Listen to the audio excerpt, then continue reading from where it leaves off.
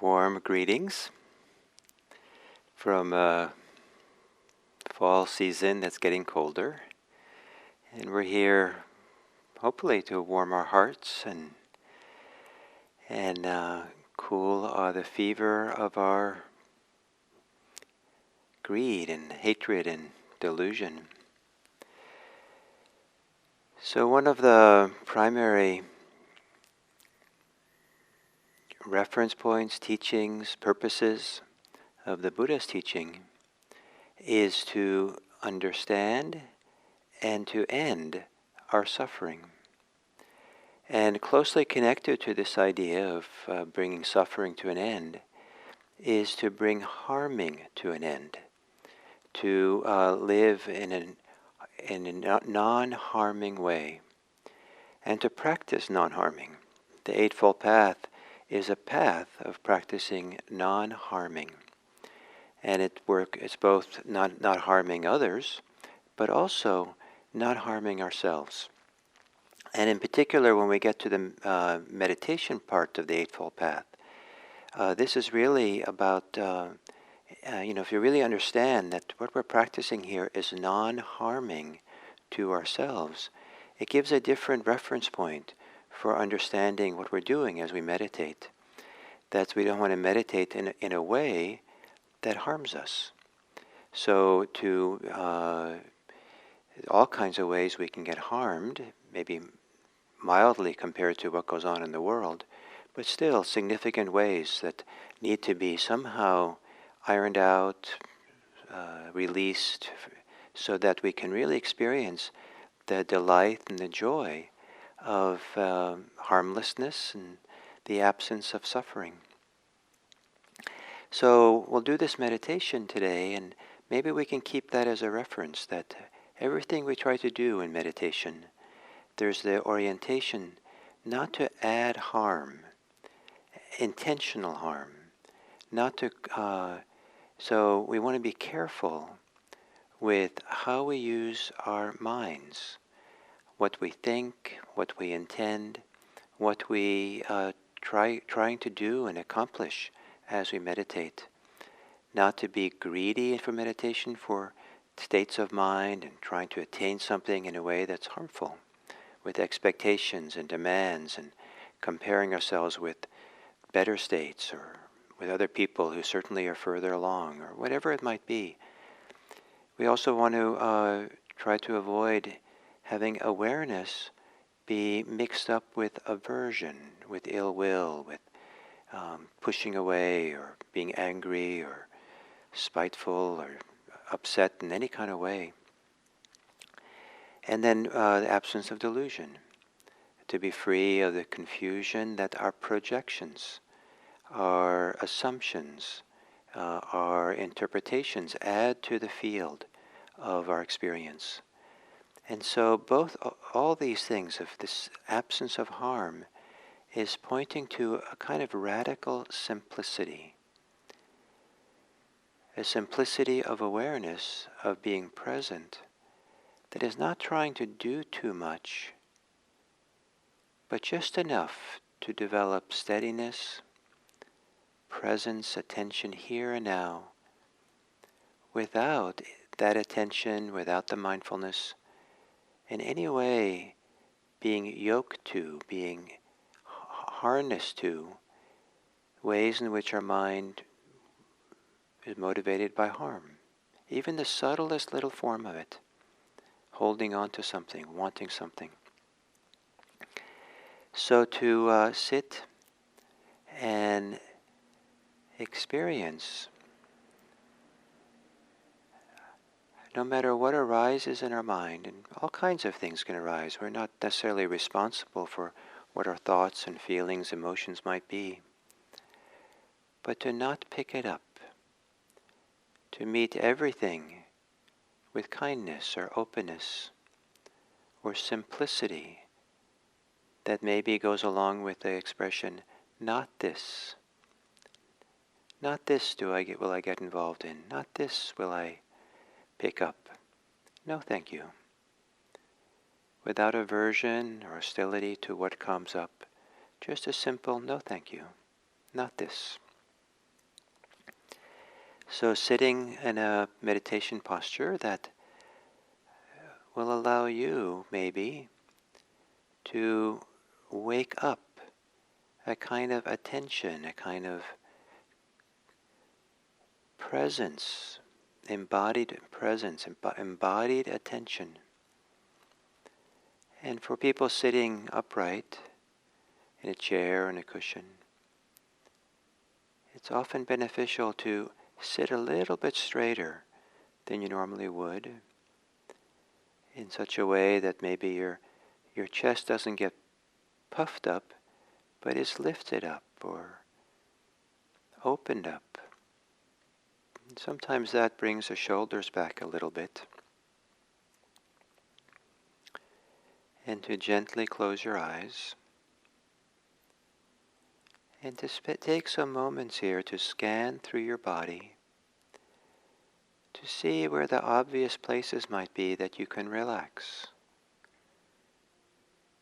And there's a way, a subtle, very subtle way, and nothing to be blamed for or be upset about, subtle way in which tension is a kind of self-harm. And to be able to feel our way deeply into the body, to feel where the holding is, the tension is, and to relax it. You might relax the forehead as you exhale.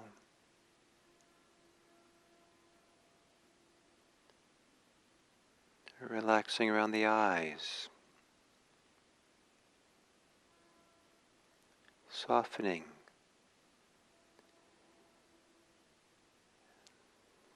Softening around the cheeks and the jaw.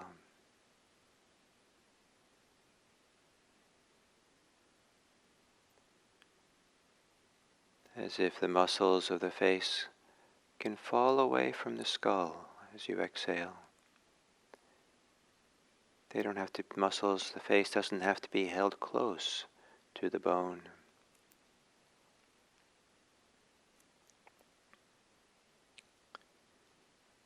And then to soften the shoulders, releasing the shoulders.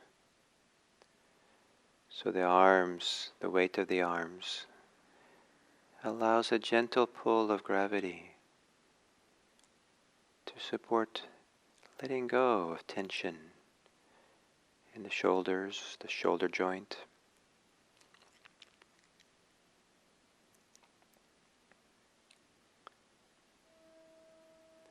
Softening in the chest and the area around the heart.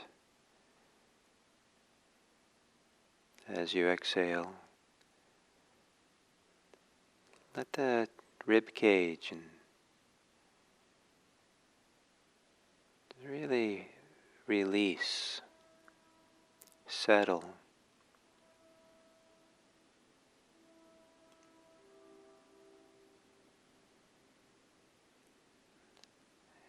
And softening in the belly.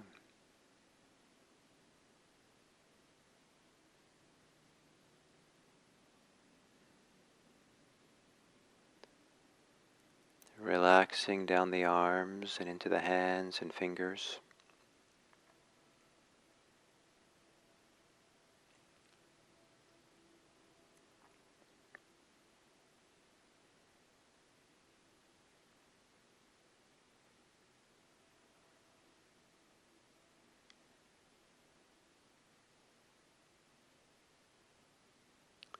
And relaxing the thighs and the knees and all the way down to your feet.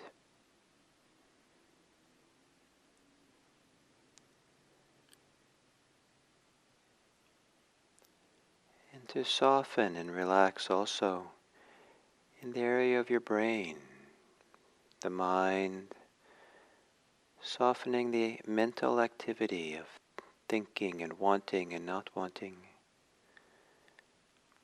The mental activity of pulling back or being tense mentally. Maybe as you exhale, imagining that the waves of the mind, like the waves of the sea,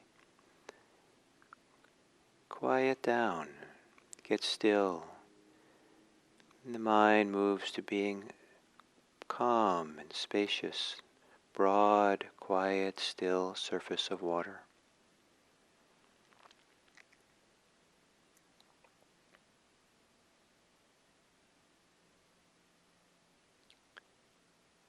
As you exhale, letting the mind become quieter.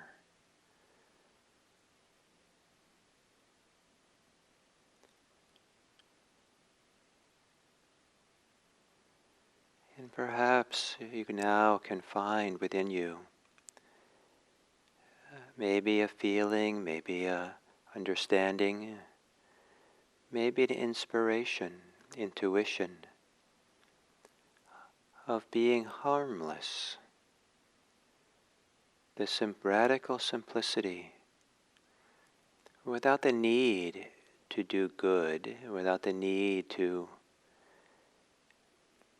do anything different, except resting in the simplicity of being harmless, with a gentle no thank you, not this, for any little movement or big that's associated with harm, or wanting to harm or causing harm. And that no thank you is a harmless attitude towards what causes harm.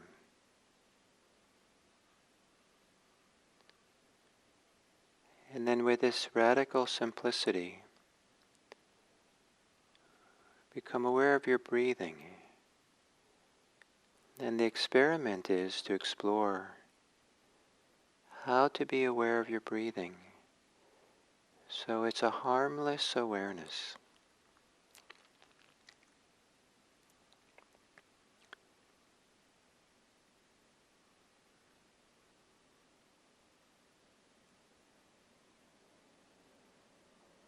The Buddha said that bees do not harm the flowers that they visit. So let your awareness settle on the flowering of your breathing, lightly, as light as a weight of a bee maybe,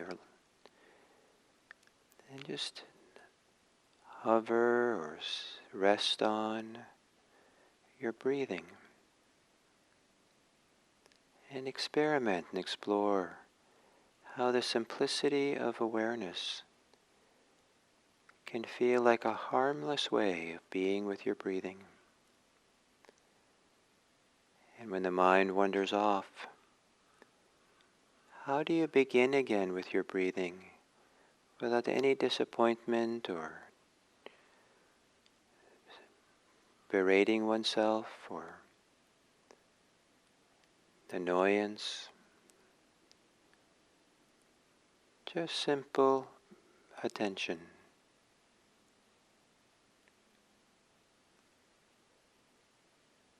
Landing again on your breathing, being harmless to yourself with every movement, every attention to breathing in and breathing out.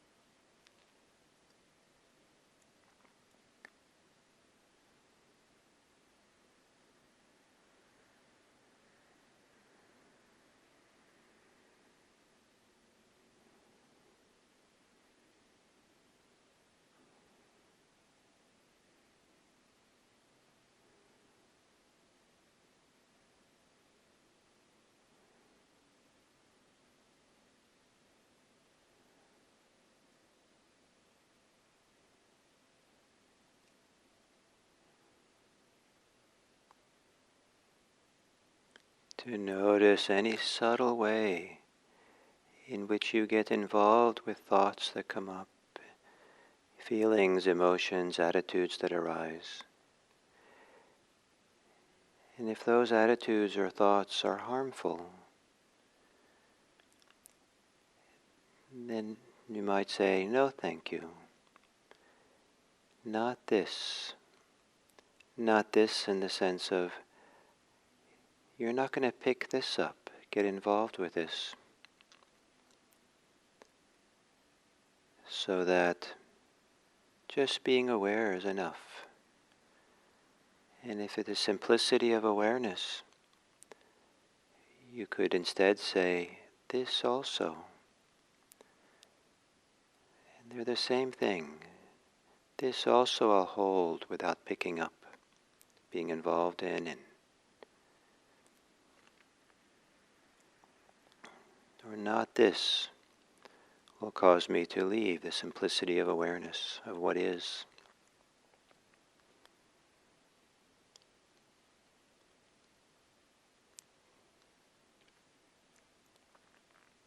So that we find harmlessness in the very nature of awareness.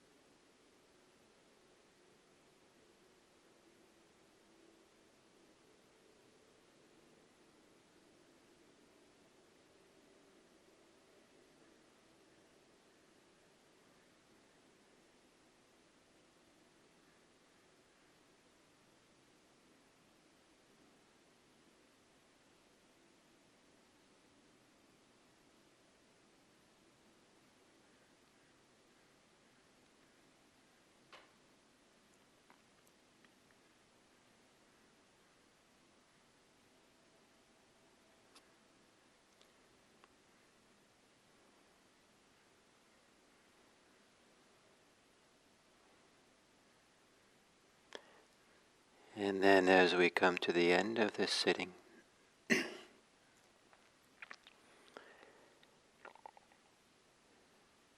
to live a Dharma life is the same as to live a harmless life, without any intentional ways of causing harm to anyone, self or others.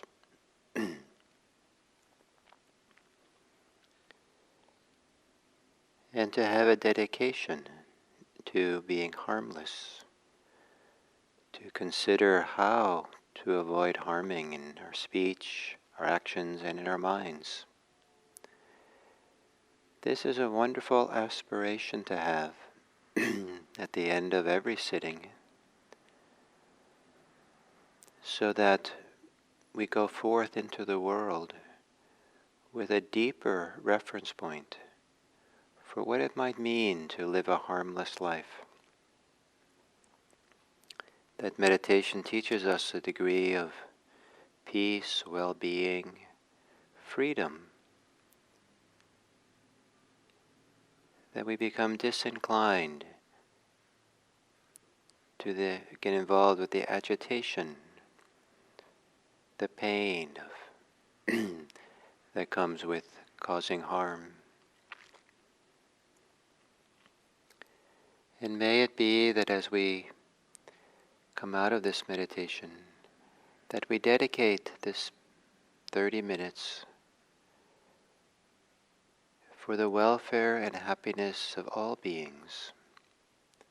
May it be on this day that we contribute to more people feeling safe, more people feeling a refuge of safety and well-being, at least what we can provide. And may it be that in our dedication to living harmlessly, that our goodwill and our generosity can flow more freely. May all beings be happy. May all beings be safe. May all beings be free.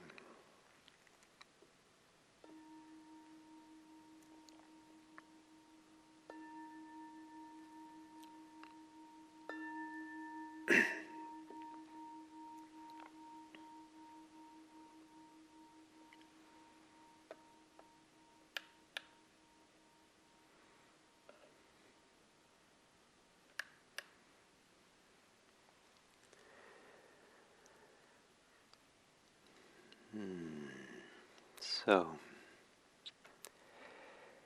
here we are with continuing with the Eightfold Path. And today it's the fourth factor, which is right action, sammakamma, sammakamata. And it's in introducing this very important one, because really action means how we act in the world, what we do. Action is really central to the Buddha's teachings. The Buddha was said to be a teacher of action, that how we act, what we do is so consequential. And so to be the caretakers of our action, to do it wisely and considerately, it's a really important part of it. And the fact that the Buddha considers what we do with the mind to be action as well, there's really no way of getting around action. And so how do we act? What activities are we involved in, body, speech, and mind, that are for our benefit, that bring peace and well-being? So I want to take, as I start this right action, next few talks, usually has to do with the precepts, and I'll say more about that in a few minutes. But I want to talk about just kind of the trajectory, the unfolding of the Eightfold Path. There is a logic, there is a process, there is a kind of a flow, psychological, psychophysical flow, that is set in motion with right view, that we're following along the stream. And to understand that logic or that flow, it maybe is helpful. And so at the very heart of what the Buddha is teaching is this freedom from suffering. And that's kind of the enterprise, that's kind of the orientation which everything is being understood. If a person wants to be free of suffering, then it's helpful to have the right view, the right understanding. And there are two types. One is the wisdom side and the other is the liberation view. And both of them lead in the same direction. The wisdom side is often what we acquire from books and teachers. It's like an understanding. It's what we have to believe to some degree. And Buddhism doesn't require you to believe in rebirth, to believe in heavens and supernatural kind of things. It does require provisional belief that our actions make a difference. And the actions set the conditions in place for how things will unfold for us. And so if we want to be the custodian of our well-being, we have to care for our actions and what we do. And there are those actions which are wholesome and those which are unwholesome, those which are helpful and not helpful. And so we choose the one that are wholesome and helpful. And the rest of the Eightfold Path is a description of the wholesome, healthy actions in which to be engaged in. And so we then pick up those. If we were just learning from the Buddha, then we go on to the next one, the right consideration. We consider, it's helpful to consider things from the point of view of not getting caught in sensual addiction, kind of a simplicity of being, a renunciation of those. It's good to be involved in non-ill will, and the corollary of that is goodwill, is to live with friendliness and kindness. And it's healthy and wholesome to live harmlessly, to not cause harm, and that the corollary of that is to consider a life of living that's compassionate and caring. So this is the kind of the wisdom side. We take this on and we take on these practices and learn from the Buddha. This is what's wholesome. This is what's helpful. From the liberation side is to practice deeply enough to begin understanding that there is freedom. The heart can be free. The mind can be free of its attachments, its clinging, of the causes of suffering. And that, it's like when the heart sings and is completely open and soars like a free bird in the sky, to really be free. And when it has that sense of freedom, we experience that, then there's a different reference point for the Eightfold Path. From a clear enough, I like to say, embodied experience of freedom, a direct experience of it, now there's a whole different understanding of what's possible. And now, the reason to not be caught up in sensual desires, be caught up in ill will, or caught up in causing harm, vihimsa, cruelty, sometimes it's said, is because it diminishes our freedom. We lose our freedom in being involved in those because those are addictive behaviors. They're compulsive. There's a loss. There's a closing down. The heart doesn't sing in this, or the heart doesn't soar and fly in those activities. And feeling how it causes suffering for ourselves to be involved in sensual addictions, ill will, and cruelty, the movement is to start finding out how to not do that, how to pick up and be involved in other things. Those movements are so deep inside of us sometimes to cause harm that we don't want to cause more harm by being critical of ourselves for doing so. But we want to learn how to step away and look at that whole thing with more freedom, with more openness, with more compassion and care. So we're not picking it up and fueling it and continuing it. So having some sense of freedom on the liberation path of the Eightfold Path, when you have some experience of freedom, that freedom then is brought to bear on the unhealthy, unwholesome motivations we might have. Hold ourselves free from them. Don't get involved. And then, so we see that the right consideration, the second factor, is intimately connected to not causing harm to ourselves and to others. And then we want to, with that consideration, with that reference point, that has a lot to do with how we speak. And so we want to be careful with our speech, and speak in kind, supportive, truthful ways. And then we come to our actions, what we actually do and behave with our body in the world. And here the Buddha gave 4 descriptions or definitions of what right action is. And these 4 are very important for the monastic community because they relate to the 4 most serious rules for Buddhist monastics. These are so serious that if a monastic violates their first 4 rules or precepts, they are automatically no longer a monastic, and they can never become a monastic again. So for a monastic, that's to they're not to kill, they're not to in any kind of way steal, not to should not take what's not given, not be involved in any kind of sexual behavior. They're celibate, and not to lie. And so these are so important for the monastics. For lay people, those 4 are 3 of them are the same: not to kill, not to steal, not to take what is not given, not to. But for lay people, the the 3rd one is not to engage in sexual misconduct, as opposed to celibacy. And then the 4th is the same: not to lie, not to tell falsehoods. And so rather than seeing these as being, excuse me while I clear my throat. Instead of seeing these as being moralistic in some kind of abstract principle kind of way, that we're taking on from outside of us rules of how to live, ideally we see it as these are movements towards non-harming.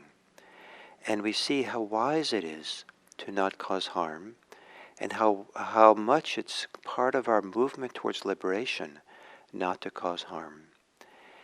And so the context is not obligatory. It's not this oppressive kind of feeling of someone looking over your shoulder that you have to do it this way. But if what you want is to life that doesn't cause harm to self or others, if what you want to do is to preserve the real freedom that we discovered, then it's really helpful to avoid killing or causing harm, avoid stealing, avoid sexual misconduct, and avoid lying. And lying has already been covered by the 3rd factor, right speech. So the Buddha actually, when he defines right action, he limits it to those 3. So I was a little bit wrong before. So not killing, not stealing, and no sexual misconduct. For monastics, celibacy. And what's interesting here is that the 5th precept is not covered in the Eightfold Path. The precept to not engage in intoxication, drugs or alcohol, are not mentioned in the Eightfold Path whatsoever.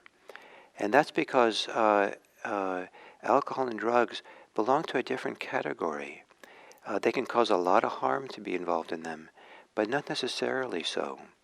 And so if the main thrust of really living a harmless life, the emphasis is really this close in for, this kind of thorough, if we want to be thorough in this, we want to relate it and do it with areas of our life where really clearly 100% have to do with causing harm and then avoiding doing that.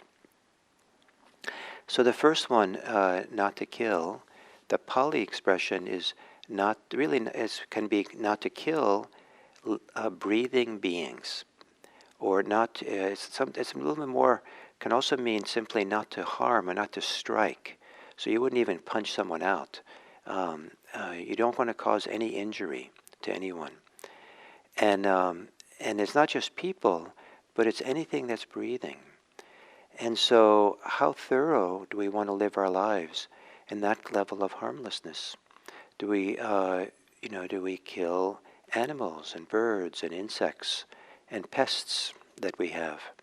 how complete do we want to be? How careful we want to be?